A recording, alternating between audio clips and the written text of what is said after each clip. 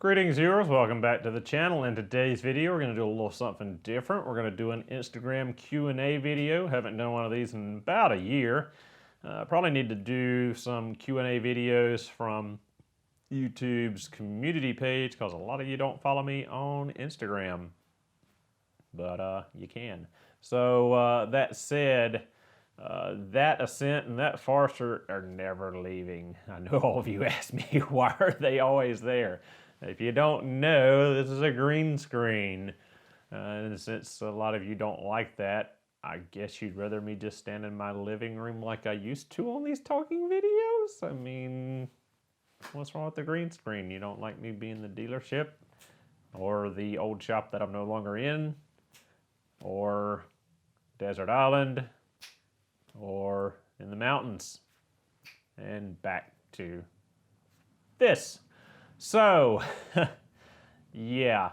Sorry guys, green screen's here just because a lot of you were giving me crap about my house being under renovation. I don't know why it was so horrible that one comment said something about my air conditioned vents being dirty.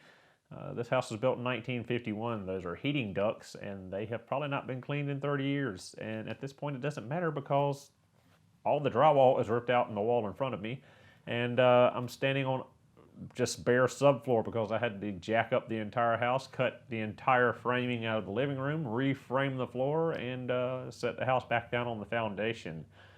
If you're interested in all that stuff, there is a second YouTube channel. I put it up at the end of every video. At Home on the Farm, that's my second YouTube channel. It's really, really small, and I've posted about almost a year now, but I'm about to start posting back very soon.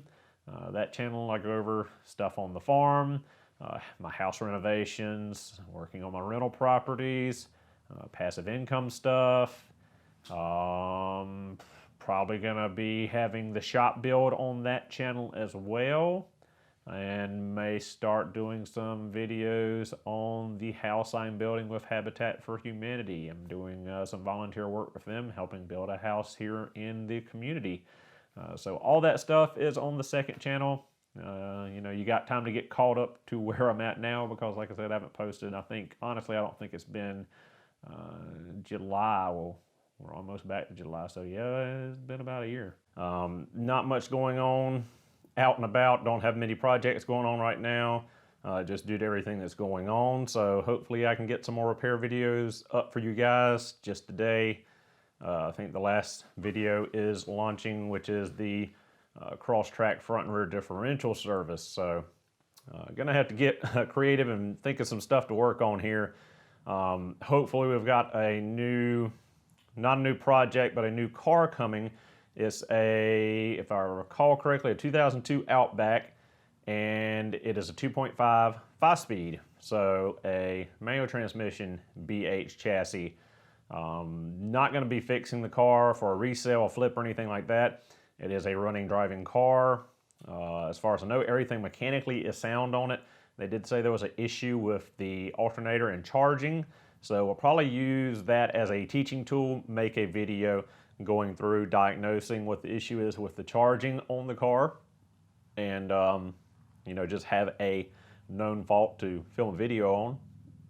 And other than that, the car is rusted. It is rusting through the rear quarters, which is very common on that BG and BH chassis Outback Legacy wagon model, most of you know. So like I said, I won't be fixing the car to sell or put back on the road. I've got the interior probably sold to somebody. I'm going to utilize the 5-speed swap for either one of my projects or someone else I know that's wanting a 5-speed swap for that particular chassis. And I'm going to use the engine to either fix the red Forester, the silver Forester, or the Seafoam Green 2004 Outback with the worst Subaru balloon head gasket video car. And actually, this is its twin. It's if I recall correctly, it's a Seafoam Green 02. So probably going to fix the 04 wagon, get it back on the road, get it ready to sell because it's a really nice car, and used 5-speed swap for something else. Possibly, don't get too excited, but possibly into my 2002 LL Bean Outback to have a 5-speed 3-liter, which I've been wanting to do for a while, but that old 4EAT is still going strong, so don't want to dump it as long as I've got it going with no issue. So if the 4EAT were to die in the old LL Bean and we're at 300,000 miles, well, 295,000, 296,000 right at it on the original 4EAT without many issues at all, none I know of really. I mean, it's getting maybe a little slippy, a little tired, but other than that, and a little leaky, but but it's been a good transmission, so probably gonna wait till it fails, you know, before I do a 5-speed. I hate to just dump out a working automatic. So, like I said, don't get too excited. Don't expect that video anytime soon or that series on swapping it. It will be something that comes after the new shop is built, so probably next year at the earliest. And we got way off track. So with that said, let's go ahead and get into some of you guys' questions on Instagram. Sorry in advance if I don't pronounce your Instagram handle right. It's kind of hard on some of them, and I'm kind of dumb. So there's that as well. Let's see. Let's go ahead and get into your questions. Best Subaru specific tools. That's a pretty broad question.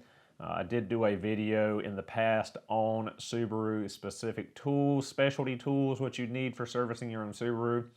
Most of those tools fall in line with the EJ series engine. Didn't really cover a lot of EZ or EG tools. There's not really a lot of specifics that are unique to the 6-cylinder compared to the 2.5. The FA and FB series engines, they do have some different specialty tools, but I don't have a lot of them because I haven't worked on a lot of FA and FB engines yet. So can't really talk too much on that. I do have, I could put in some pictures or links. I know there are different cam holding tools. They utilize pins rather than an actual shape cut out to hold the cam gears like the EJ series cam tools do, which with EJ series, I believe I've got 1, 2, 3, 4, there's about 6 specialty cam pulley holding tools because there's just many variations. And there's a different crank pulley holding tool for the F series compared to the EJ as well. Other than that, there's the valve spring tool, which not a lot of you guys are going to use. You know, not many things coming to mind off the top of my head, but for like normal routine services, there's like 8 and 10 mil hexes, which in the last video we showed on the servicing of the transmission and the differentials. There's the T70 Torx, but that's not specific to the newer cars. That's basically across since 2003, 2004, I think is when Subaru put that on the front differentials. And I think before that was a 22 mil, just regular hex headed fastener. That's a good one to have, the T70. The crank pulley holding tool is a good one to have. The specific cam holding tool for your engine model, etc., for doing timing belt services, cam seals, things of that nature. You know, it all depends what vehicle you got, what engine's in that vehicle, and what services you're comfortable performing yourself, and what you'd feel more comfortable letting someone else perform for you as to what tools you should or should not invest in that are specialty for a Subaru. I plan to do an updated Subaru specialty tool, or just tool videos, more tool videos in you know, general, so we'll touch on that a little more in that. KevDog85, is rev hang intentionally programmed by Subaru to protect Subaru timing system? Rev hang, I don't know if it's intentionally programmed. I do know it's an issue. I know it's a continuing issue. My 2019 WRX had rev hang and it was quite annoying. I don't know specifically if Subaru has put that in there for a reason, if it's just some kind of issue with the tune that they have trouble getting it out. I've heard there's updates that get rid of rev hang, but don't know specifically. if they're tuning, having updates come out to get rid of it, I doubt it's something that's in there crucial. I don't see where RevHang would have anything to do with the timing system on a Subaru engine. So not sure about that. Let's see what we got. Marvin underscore, aka Secrets. Hi, Mr. Subaru. Do you have any info on 2008 Impreza GH2 Japanese engine EL15 time belt kit? Unfortunately, I do not. Anything that's JDM, UK, Australia, other markets that aren't USDM market, I don't have information on the vehicles. I don't see the vehicles, don't work on them, so I can't really help you guys with non-US specification vehicles. Let's see, KevDog85 again. Are oil separators or catch cans needed on FA20? Depends on what you mean by needed. Needed as in you have to have it? Absolutely not, because there are many turbocharged F-Series engines that never have a catch can or oil air separator on them and run, over 100, 150,000 miles. So it's not needed. Are you going to have valve carboning issues without running it? Absolutely. It's just part of the DI system. You will have those issues if you're not running an oil catch can or separator. Now, will an oil catch can or separator work 100% to alleviate that issue? And the answer to that is no as well. Will it help with the issue? Absolutely, but it will not 100% get rid of the valve carboning issue. You're still going to have oil getting through, oil vapor, oil mist getting through. You're still going to have trash getting on the valves, and they will carbon up. It just won't happen as quickly. Is there a specific design or brand that is recommended over the other? I can't say. I don't have any hands-on personal experience with any particular AOS or catch can. I never purchased one for my 2019 WRX because I only had it for 6-7 months, and I don't think I put but 2,000 miles on it. I can't remember what the mileage was now. I didn't enjoy that car at all. So, yeah, I would advise to look into, one, questioning your dealer, your specific dealer that services your car, if there's going to be a warranty issue because you install it. That's the first thing. Any modification you do to your Subaru, always run it by the dealership, especially if it's a new one. Well, only if it's a new one, and still under warranty. Make sure you're not going to void your warranty. Number one.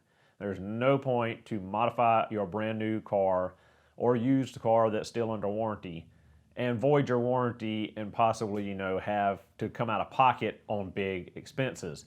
I see no reason whatsoever to throw, a full exhaust intake, tune, top, front mount intercooler and all that junk on like an 18 or 19 WRX you just bought. You're financing it. You didn't buy cash money. And you void your warranty, so when you blow it up, cause you are, 99.9% of the time, you guys that buy WRXs and STIs, you're going to blow them up because, let's be honest, most of you don't know how to modify them correctly, and you blow them up. That's why the memes exist. That's why the stereotypes exist. It's going to happen. Why do you want to do it? You know it's going to happen. You void your warranty, then you got to pay out of pocket. Then you got a blown up car you're making car payments on. I just don't understand it. That's why I never modified my 2019. So many people are like, well, are you going to put, a catback exhaust on the intake, all this stuff, when you're going to start doing it? I started to think, when I bought the car, that's what I'll do. This car will be for the channel and help grow and get, VA owners into the channel and stuff. And then I was like, no, we're not doing that. We're not paying, if I happen to blow up that FA20, we're not doing that. So no point in voiding your warranty. Make sure, you're not going to mess up your warranty. If they're cool with it, pick your poison. Look at the reviews, see what's what. I don't know who or actually if anyone tests these OS other than the companies that manufacture them are going to say they make the best one because they want your money. Or have they been independently tested anywhere? Is there any true data on how well they work? No, you're not going to find it. Unless someone like me or a project farm, type YouTube channel decides to go out and buy, every AOS on the market and just as many matching WRXs and does long-term testing on them to see which one collects more oil, which one keeps the valves cleaner, you're not going to know. So, grain of salt. So what we got next on the list, Pyudanov. I'm not going to try to pronounce that. I'm having a mental block right now if that's something you might be laughing at me. It might be something easier to pronounce, but it's been a long day. I just realized my collar screwed up. Please talk about a common but very expensive issue of secondary air injection system. Thanks. I haven't worked on secondary air injection on Subarus, and as far as I know, the only Subarus now that have air injection pumps are the modern STI, which I think they put air pumps on them back in 10, 11, 12, somewhere in that range to pass emissions. How do we deal with it around here in South Carolina? We throw it in the trash and tune it out of the PCM because we don't have emissions. So I don't know of many people that, or have heard really, or have any experience with people that have fixed them. I do know in hearing from people talk that it is a common failure for the air pump due to, if I recall correctly, ingress of water or water vapor getting in there and burning the pump up. I do know they bring a hefty price tag at the dealership. But yeah, I've never really had firsthand experience working on any kind of failures, seeing failures, or doing any repairs or diagnosing on those systems. So yeah, I can't tell you much, unfortunately, on that. Let's see, moving on. J Dunbar 26, which generation of Legacy is your favorite? Also, any interest in a 205 WRX in the future? Favorite generation of Legacy is a split. Well, no, it is still a split. The BD5, the second gen Legacy sedan. Ooh, actually no. I'm gonna answer this in many parts. My favorite generation of Legacy sedan is the first gen. Absolutely 100%. I love the look of the car and just about everything on it. It's got the classic squared up lines. It's just a clean car. I'd love to find a Turbo RS Legacy, which is extremely hard to find in the US, especially none that's not rotted away. Maybe one day. I do have one first gen Legacy. It's a little EJ22 NA 4 EAT automatic nothing mobile that I don't even have a title to. It was just a scrap car I bought just because I like the chassis. But I've never actually owned one titled, registered, driven on the road, so I don't know how much differently they handle than, say, like a BD chassis, which would be the second gen. I'm pretty sure they're pretty similar because I think the suspension and drivetrain components are basically all the same. It's just a different shell on the outside. My silver 98 Legacy GT sedan, one of my favorite Legacies ever. I just love the size of it. It wasn't the most comfortable as in creature comforts. I mean, it's a pretty stripped down bare car by today's standards. Back in the 90s, it was a really nice car, especially it was a limited GT with, leather and the faux plastic wood on the dash and, leather shift knob, leather steering wheel, all that kind of stuff. But I really do like the BD and BG wagon chassis, which would be Patches, my 95 Legacy L-Wagon.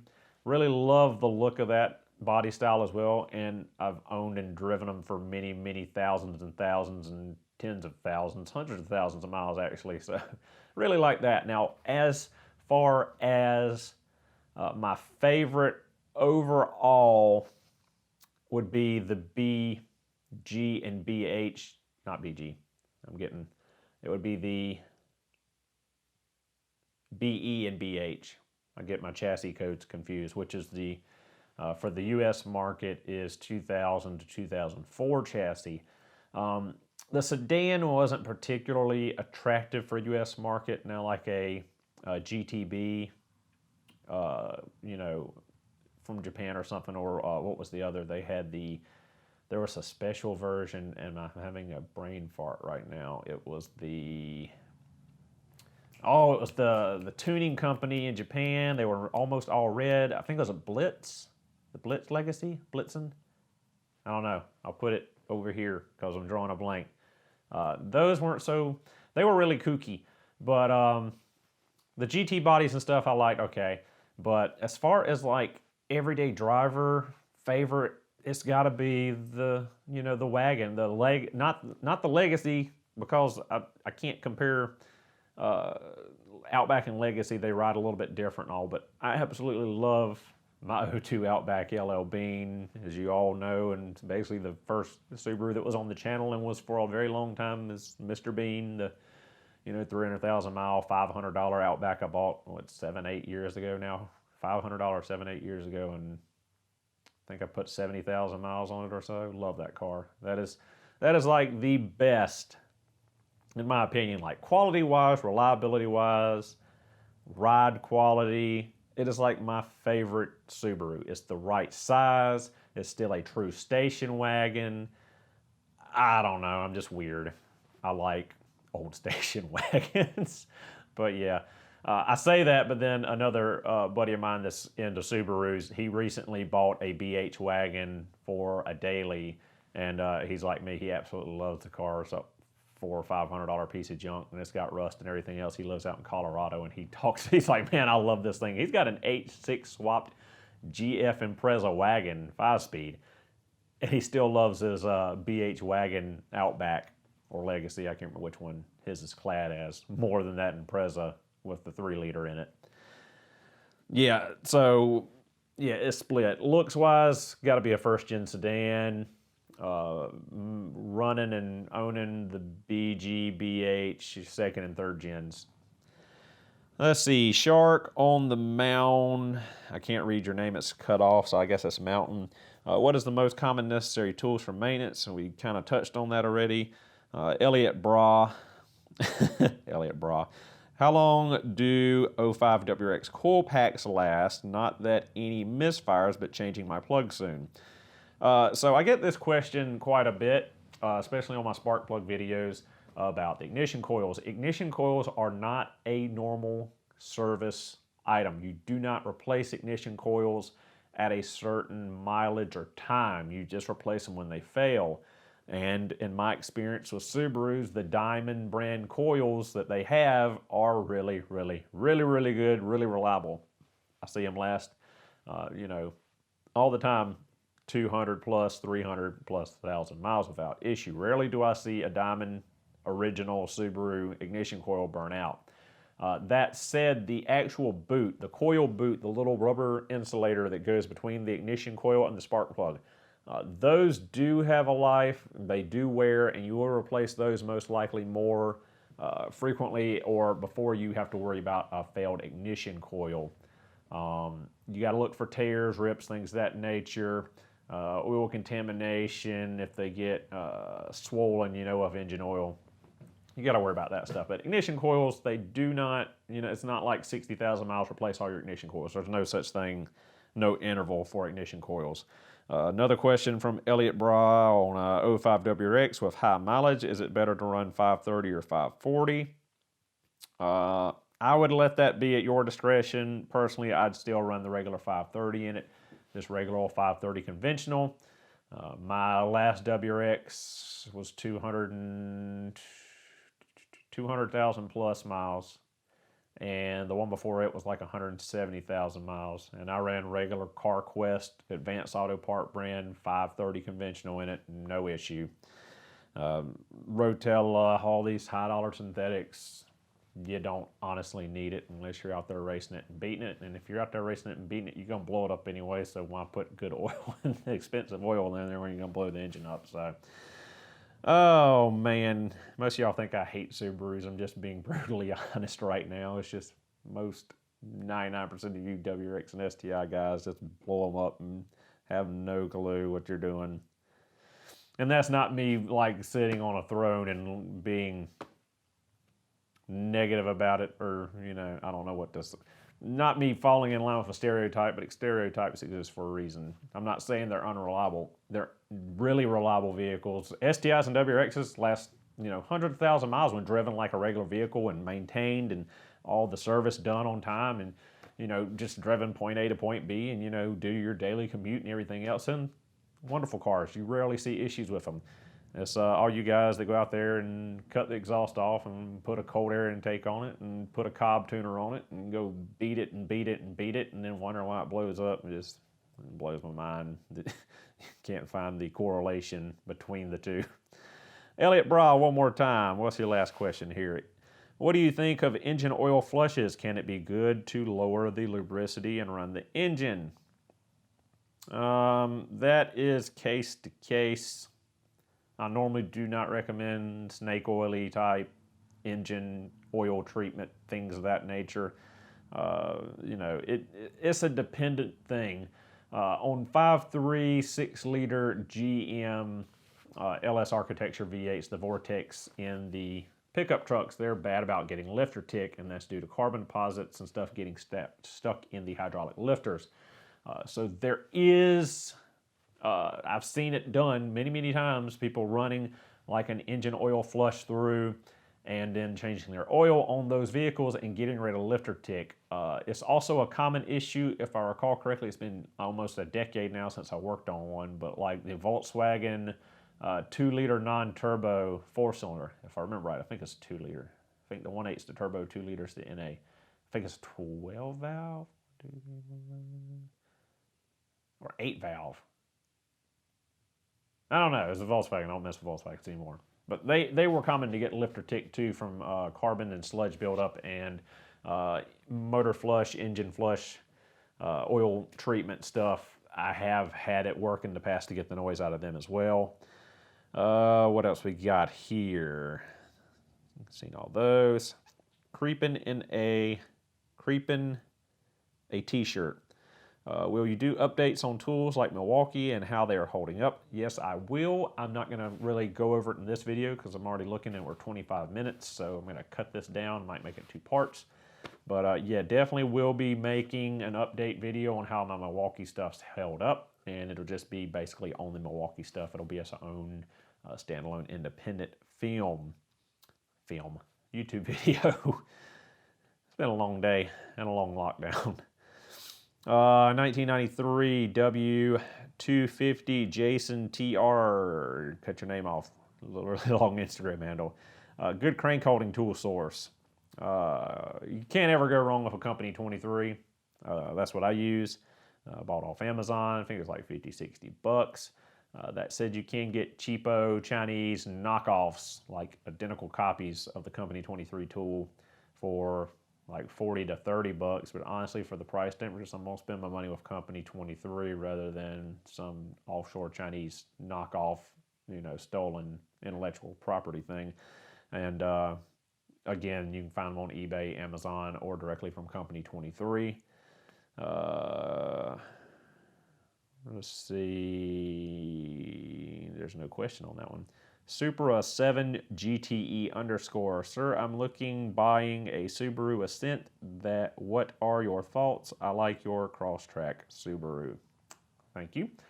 Ascent, I can't really speak on either. It's only been out for 2 model years now, and I have never touched one, worked on one. I've sat and rode in one, but other than that, the verdict's not in yet. We don't know if there's going to be any issues with the new FA24 engine because it basically debuted in the Ascent.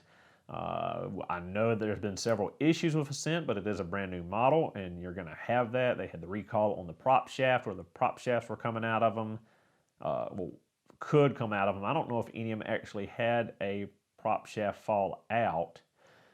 There was the Takata airbag recall, of course, like every other Subaru. There was an issue where they were smoking. The engines would smoke on startup. I don't know if that's been resolved yet or not. I don't know if that was like a valve stem seal issue or what. Actually, no, I think I heard that from somebody it was an issue with the PCV hose. There's also issue with them with getting a gasoline or exhaust or carbon monoxide smell in the cabin. I think that was a PCV issue or something with the turbocharger as well, where it was venting back into the cabin. So, I mean, like I said, you know, Ascent debuted in 19. We're in 2020 now. They got kinks to work out. It's a brand new model. It's going to happen. You never buy a first-year model. You're going to have trouble, you know. That's just how it goes. All right, that one GC8. Do you have a video on replacing motor mounts? I have a 2000 GC. I do not have a video or any videos actually on replacing engine mounts in Subarus. I probably should get on that.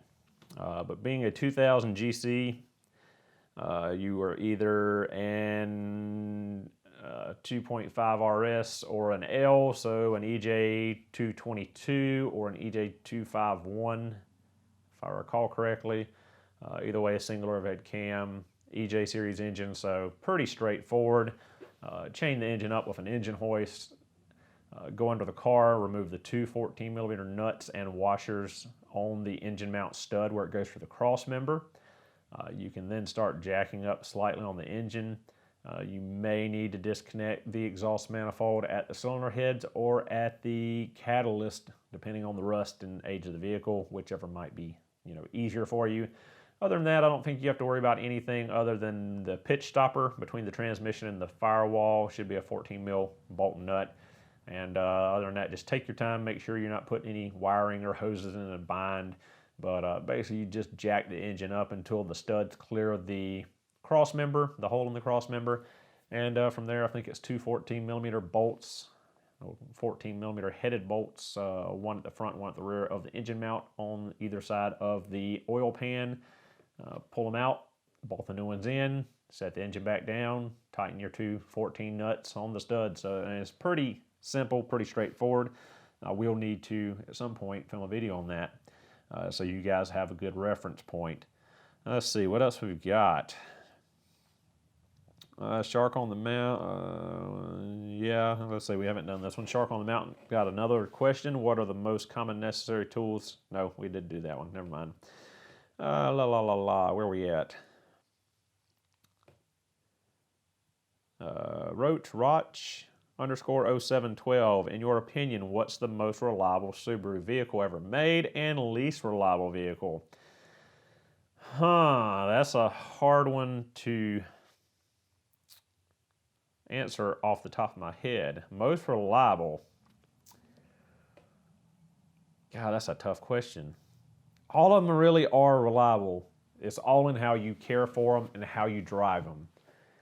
I've seen basically every make, model, and engine configuration make it 200,000 or 300,000 miles plus. It's, like I said, how you drive them, how you care for them. That said, if we're going to talk about reliability, I would say not a particular model, but the engine, the NA 2.5 with the head gasket issue, I think would be the least reliable. From a factory standpoint. Now, after you replace that gasket with the multi-layer steel turbo gasket, you know, you don't have the issue again and you don't have to worry about it. So that's not really a giant, you know, reliability issue. So I don't know how to answer that off the top of my head. I'm about to skip that question because I can't, not coming to mind like any sore thumb. You know, like if the question was about GM or Ford or, you know, any other manufacturer, it's a lot easier to pick out the really, really bad creams of the crop for not being reliable. See, it's Dazini, I guess. What are must-have for working on Subaru? Any specialty tools? Common with fuel lines, we talked about that earlier. Cat memes all day. Hi, Robert, would you hear? We'd love to hear your opinion on our cat meme page. Okay, we'll skip that one. That's obviously spam. A_Bays8. How do you warranty your Koken tools? Koken tools do not carry a lifetime warranty, so there is no warranty process to go through. They're really affordable tools. You know, that's a big thing with lifetime warranty and tools. a lot of the price of those lifetime warranty tools is baked in. So Koken is far more, affordable, cheaper than Snap-on, Matco, other big tool names. So, you don't really have to squirm too badly when you have to replace one that when it does finally fail. Again, using the proper tool for the proper job has a lot to do with how long your tools last and if they break or not. More on that, though, in a standalone video. Josharu.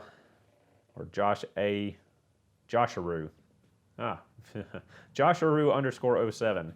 What's your opinion on the FB2025 engine?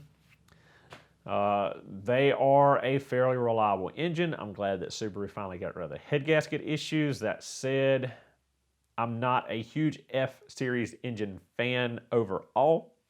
I honestly feel like it is a step backwards from the EJ Series engines when it comes to reliability, ease of maintenance, etc.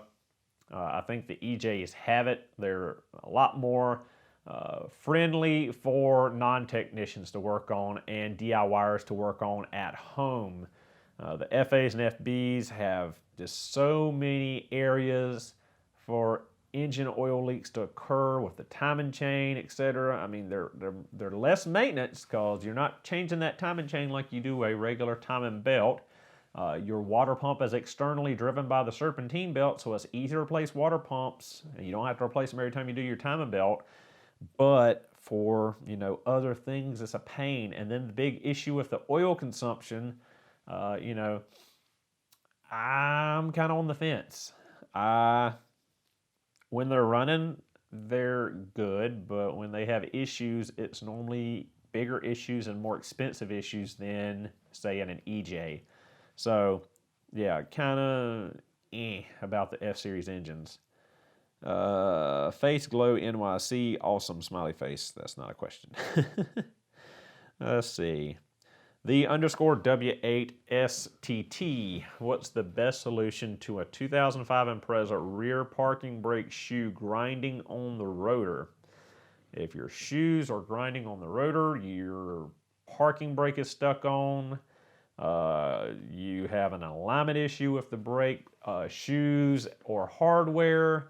You might have wore out shoes. Your shoes might be improperly adjusted and are maintaining contact with the inside of the rotor and dragging. So it's hard to advise without seeing the particular car. You could have the parking brake mechanism holding tension after the parking brake's release. You could have an issue with your cables. You could have an issue with your shoes being incorrectly adjusted. You could have an issue with your shoes being worn or, screwed up. I mean, it's just too many things to give you a solid, straightforward answer on. Danny Ezo. Severe clunk when shifting from drive to reverse and when auto trans downshifts. I would look at the transmission mount if you watch the channel frequently. Back in November, December, I believe it was, I did a transmission mount replacement on the 2002 LL Bean. It was completely broken, and I was getting symptoms of first thing in the morning, shifting from park and reverse. I was getting a good clunk in the drivetrain. Again, driving down the highway, if I was accelerating or maintaining speed and let off of the gas pedal, I would feel a vibration or a little bit of bucking. Didn't really notice it on downshifting, but it could have been there. But yeah, I would definitely start with the trans mount and go from there, looking for anything in the drivetrain that looks out of place, whether it be a rear differential mount, because that can happen as well.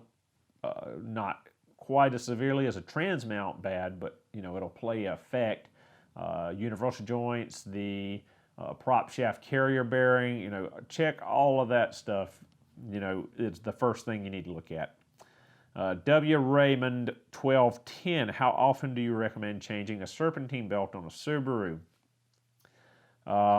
Serpentine belts now are usually rated about 60,000 miles. Some will last 60 to 100,000 miles. Do you want to risk running it longer than its useful, wear life? Do you want to risk, having a broken serpentine belt on a trip somewhere? No, you always want to replace it before it fails. You don't want to wait till it destroys itself and you're stranded on the side of the road. So about 60,000 miles, I believe, is what's recommended now. There's different ways to check your serpentine belt to see how much it's worn, how wore it is. I probably need to do a video on that. So thank you guys for the Q&A videos and the questions. It gives me ideas for other videos. So we're probably going to do a video just on serpentine belts, how to check them, replace them, things to look out for, stuff of that nature. Creeping in a t-shirt again. Will you do updates? Let's see, man, I need to really keep these things separate. I'm reading the same thing over and over. Mitsu Joza. Please make a video about most reliable Subaru engines. Greetings from Croatia. Well, greetings to you. Most reliable Subaru engine, just about any of them are reliable. Again, how they're maintained and how you drive them. But we will probably go more in depth. I know I did a while back video, most common failures on EJ engines, EZ engines. A lot of people got requests for, a video breaking down all of the EJ engines through the generations and phase changes and the differences. And, I'd like to do that, but I can't do it right now when I get my shop built, which hopefully will be sometime later this year. I'll have the facility where I can set up bigger demonstrations and do this stuff. I've basically got every engine from the EJ, did we have EJ 16s in U.S. market? I can't remember. It might be an EJ 18. I know I've got an EJ 18. I've got 205. There's no 2-liter NAs other than the one that's in my Forester, but that's a JDM engine, so it doesn't really count. I know I've got EJ 251s, EJ 253s. I've got the 6-cylinder engines. I've got EJ 255 turbos, EJ 25Ds. So I probably could make a video like this where we have them all in line on engine stands and go through the generations, what changed, phase 1 to phase 2, like on the EJ 22E to EJ 22-2, and from the 251, 253, 251, 252, 253, etc. So yeah, that's something we could look at in the future. Let's see, have I read through all these? I believe I have. 1, 2, 3, 4, 5, 6, 7. 1, 2, 3, 4, 5. 1, 2, 3, 4, 5, 6, 7, 8.